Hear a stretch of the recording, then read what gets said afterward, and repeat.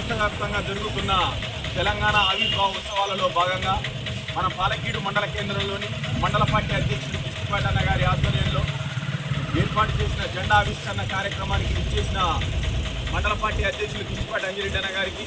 మరియు వివిధ గ్రామాల నుంచి విచ్చేసిన బీఆర్ఎస్ పార్టీ కుటుంబ సభ్యులందరికీ కూడా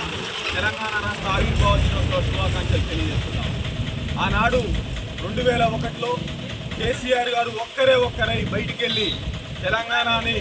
ఆంధ్ర ప్రజలు మొత్తం దోచుకుంటున్నారు. ఆంధ్ర నాయకులు ఇలానే జరిగితే భావి తరాల మన తెలంగాణ ప్రజలకి చెప్పనే మిగిలింది తప్ప బ్రతుకు మిగలదనే సదుద్దేశంతో ఆనాడు కేసీఆర్ గారు ఒక్కరే జై తెలంగాణ అనే నినాదాన్ని మొదలుపెట్టి ఆయన మాటలతోటి తెలంగాణ ప్రాంతానికి ఆంధ్రులు చేస్తున్న అన్యాయాన్ని సంపన్న వర్గాలకు తెలియజేసి ఉద్యోగస్తులను, లాయర్లను, మేధావులను, విద్యార్థి సంఘాలకు అందరికీ కూడా తెలంగాణకు జరుగుతున్న అన్యాయం మీద చర్చించి అందరినీ ఒప్పించి అందరినీ తెలంగాణ రాష్ట్ర ప్రజలను ఏకతాటి మీదకి తెచ్చి ఈ ప్రత్యేక తెలంగాణ రాష్ట్రం కోసం ఎన్నో త్యాగాలు చేసి విద్యార్థి అమరవీరులను కలుపుకొని పోతూ ఆనాడు కేసీఆర్ గారు ఈ తెలంగాణ రాష్ట్ర సాధనలో ఎంతగానో కృషి చేసిండు. ఈ రోజు ఆనాడు తెలంగాణ రాష్ట్రం ఏర్పడ్డది కాబట్టి 2014 జూన్ 2వ తారీఖున ప్రత్యేక తెలంగాణ రాష్ట్రాన్ని ఢిల్లీ మెడలు వచ్చి